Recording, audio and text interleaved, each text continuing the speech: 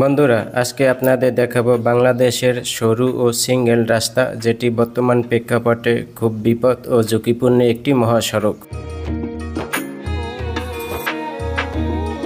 আপনারা হয়তো ইতিমধ্যে আন্দাজ করতে পারছেন রাস্তাটা কতটা ঝুঁকিপূর্ণ ও বিপজ্জনক। শুধু যাত্রীদের জন্য না, এটা বাসের ড্রাইভার এবং বাস মালিকদের সবার জন্য।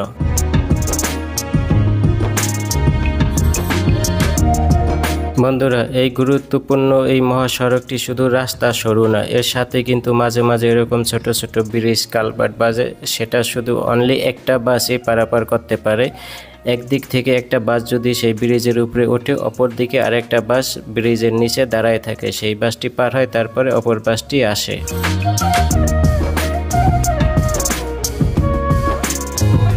বন্ধুরা, আপনারা যারা ভিডিওটি দেখছেন, হয়তো আপনাদের জানার ইচ্ছা যে আসলে এই সড়কটি বাংলাদেশের কোন জেলায় অবস্থিত অথবা এটা কোন মহাসড়ক। আপনাদের হয়তো সবারই জানার ইচ্ছা।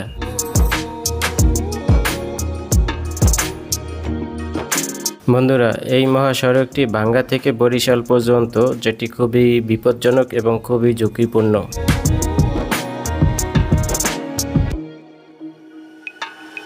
বন্ধুরা, এই মহাসড়কটি কী জন্য ঝুঁকিপূর্ণ এবং বিপজ্জনক, আপনারা যদি পুরো ভিডিওটা দেখেন তাইলে আপনারা বুঝতে পারবেন, জানতে পারবেন।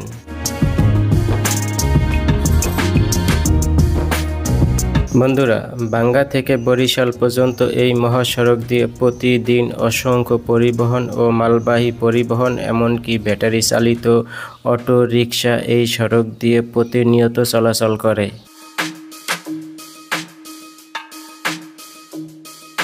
বন্ধুরা, এই বিপজ্জনক এই মহাসড়ক দিয়ে প্রায় ৫-৬টি জেলার পরিবহন, বাস ও ভারী পরিবহন চলাচল করে।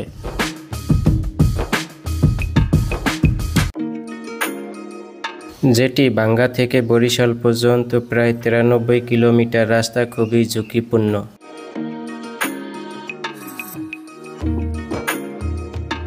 কারণ রাস্তাটি খুবই সরু ও অন ওয়ে রোড, মানে সিঙ্গেল রোড।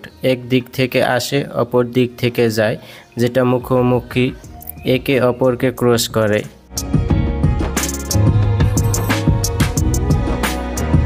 বন্ধুরা, ভাঙ্গা টু বরিশাল এই মহাসড়ক দিয়ে প্রতিদিন মাদারীপুর, বরিশাল, পটুয়াখালী, বরগুনা, কুয়াকাটা প্রভৃতি জেলার বাস চলাচল করে।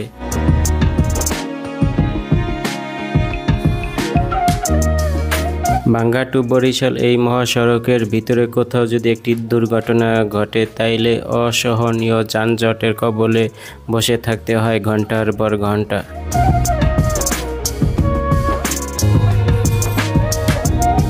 অতএব এই মহাসড়কটি অতি দ্রুত ভাঙ্গা এক্সপ্রেসওয়ের সাথে যুক্ত করে বরিশাল পর্যন্ত এক্সপ্রেসওয়ে রোডে সংযুক্ত করা হোক।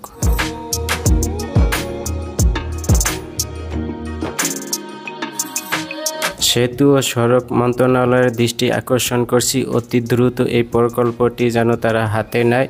ভাঙ্গা টু বরিশাল পর্যন্ত এই ৫-৬টি জেলার মানুষের স্বস্তির জন্য অতি দ্রুত এই রাস্তাটি সংস্কার করা হোক।